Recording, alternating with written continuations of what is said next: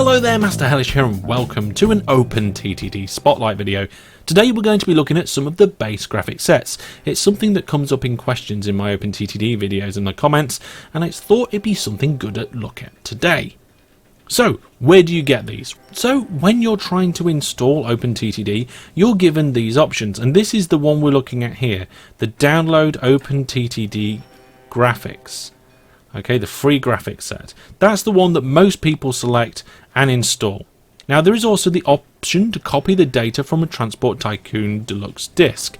Now if you're lucky to have one of these old discs, you can pop it in your computer and select that option, and it'll also install the original graphics from the original game. We'll have a look at that later as well. If you don't get it from installation or from the disc, the way to get them is by checking online content. On the main menu, if you select check online content, you can go in here and have a good look at what's available.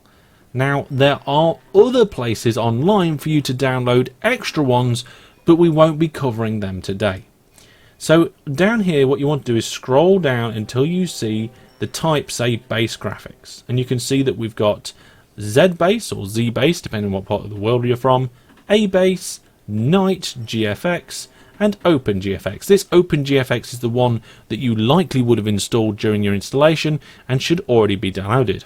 To download them, what you need to do is just check the box next to the name and then click the download button. Once you've downloaded them, you can then check out which ones you have in the game options. Now just a quick note, I'm running OpenTTD on a 4K screen, so I have the interface size set to quad and the font size set to quad. This really only changes interface scaling and doesn't affect the graphics. Here you can see the base graphics set option, and you can see that we currently have the original DOS version of the graphics. It's actually the German one because that just happens to be the type of CD that I have at the moment.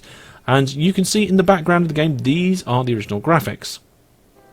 So if we have a look at this example game that I've got going, we can have a look at the original graphics. Now, don't take note of what I've built here. This is just random stuff to show the graphics. We don't want to take any tips from how to play the game from that.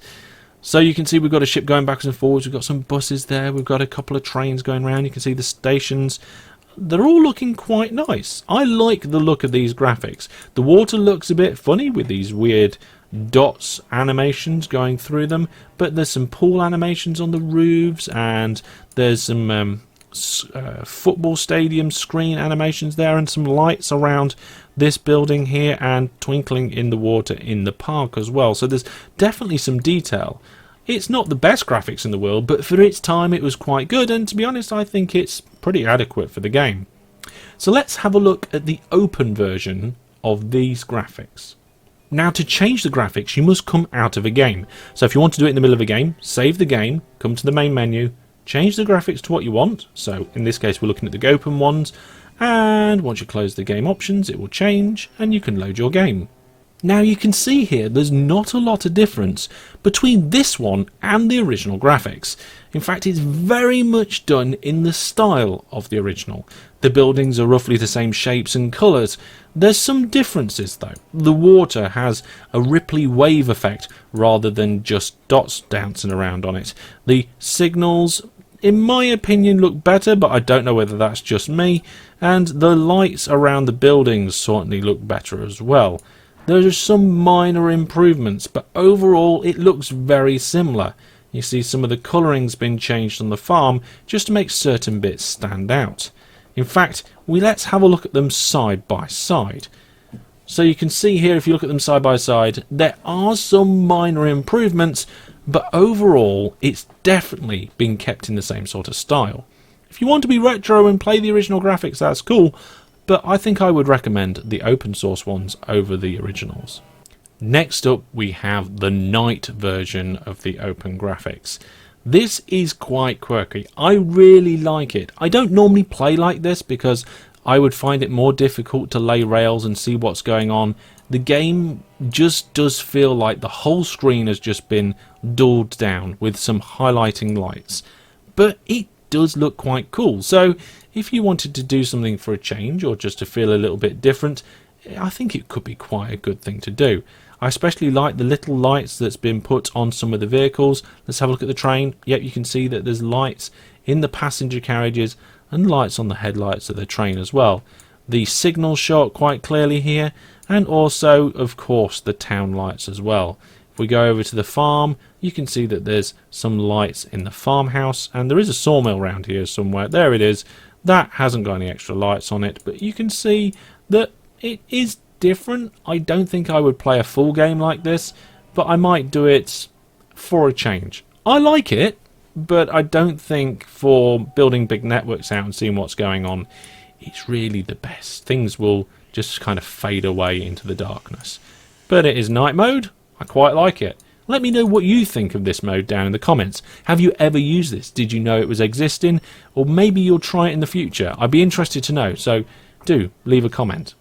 So next up we have the Z-based graphics. Now this one kind of takes with one hand and gives with another, in my opinion. It's the one that I personally prefer for most of the things that I do. I may change in the future, but I like it due to its level of detail.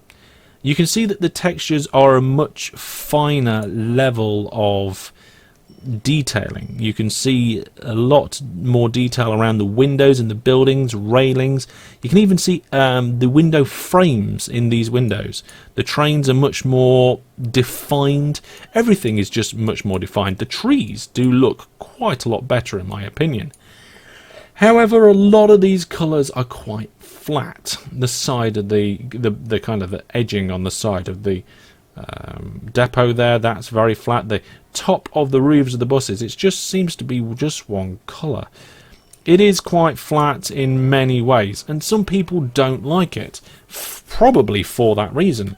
But overall, I think it's a good option. Like I said, it's my personal favourite. You can see the silos looking nice and shiny on the farm. And there's the sawmill. You can see the definition in all the logs there. I like the fact that you can get that extra bit of definition. You can see the sleepers in the track and all the crossings and junctions nice and clearly.